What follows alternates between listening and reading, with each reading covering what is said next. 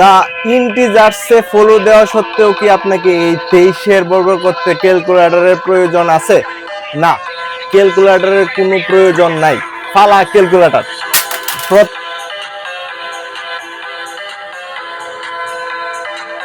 প্রথমেই আপনাকে 3টা শূন্যস্থান দিতে হবে, এভাবে, ঠিক এভাবে। তারপর দেখতে হবে 23-এর একক স্থানে কি আছে। 23-এর একক স্থানে আছে কিন্তু 3। আমরা 3কে বর্গ করব। 3কে বর্গ করলে হয় হচ্ছে 9। আমরা 9 লিখব। তারপরের কাজ হচ্ছে এভাবে আমরা গুণ দিব। এখানে টোটাল কয়টা সংখ্যা আছে? 3টা। আমরা 3টা সংখ্যার গুণ করব। 3 দুগুণে কত? 6।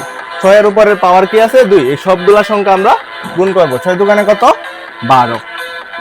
আমরা 12-র 2 লিখব। আর হাতে আছে কি? 1। আমি আবারও বলতেছি, হাতে আছে কি? 1। এই একটা পরে আমরা ক্যারি হিসেবে যোগ করব।